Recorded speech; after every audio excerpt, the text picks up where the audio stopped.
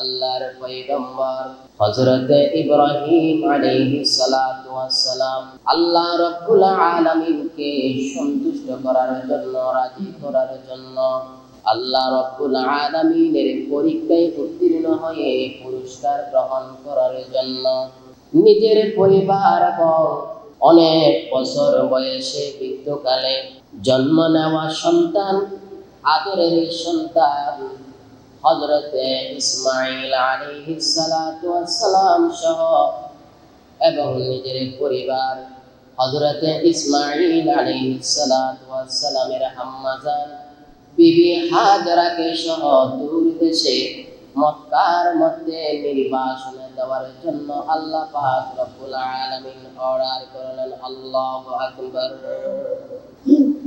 হযরত ইব্রাহিম আলাইহিস সালাতু ওয়াস সালাম বিবি হাজরাকে সন্তান সহ মক্কার মরুভূমির মধ্যে, যে এলাকার মধ্যে পানির কোনো ব্যবস্থা নাই, খাবারের কোনো ব্যবস্থা নাই, জনবসতি নাই, এমন জনমানবহীন এলাকার মধ্যে যখন দিয়ে আসলেন, রেখে আসলেন, অনেক দূর পথ যখন অতিক্রম করলেন হযরতে ইব্রাহিম আলাইহিস সালাতু ওয়াস সালাম বিবি হাজরা ডাক দিয়া বলে, ও আমার শ্রদ্ধেয় স্বামী ইসমাঈলের পিতা, আপনি আমাকে এত দূরে একলা অবস্থায় একটা ছোট সন্তান সহ কেন আপনি রেখে যাচ্ছিলেন? আল্লাহু আকবার।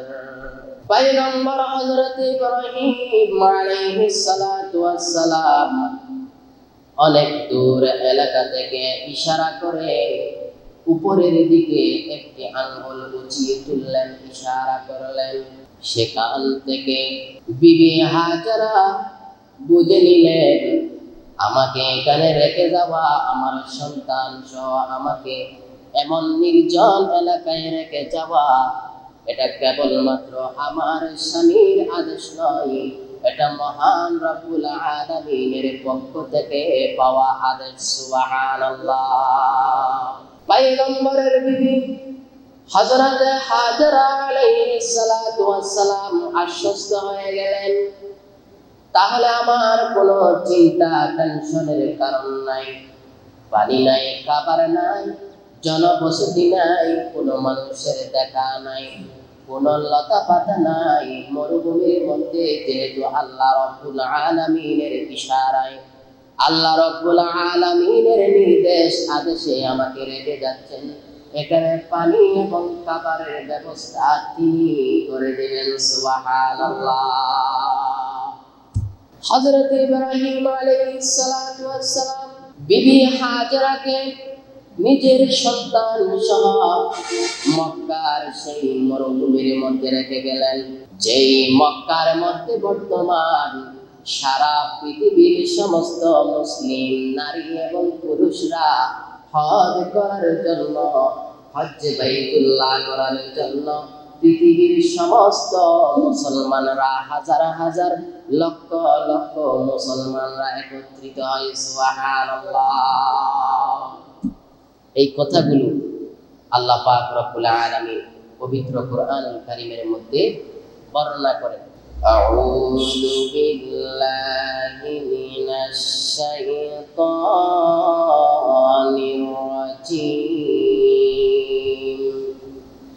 ইন্না আউওয়ালা বাইতিন উদিআ লিন-নাসি লাল্লাযী বিবাক্কাতা মুবারাকান ওয়া হুদাল লিল-আলামিন।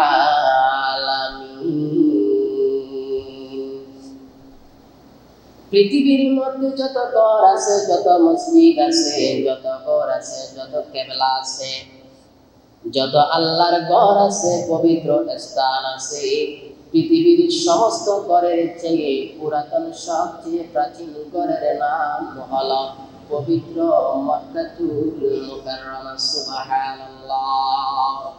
আর আল্লাহ পাক রব্বুল আলামিন এই ঘর নির্মাণ করলেন সারা পৃথিবীর সমস্ত মানুষের জন্য।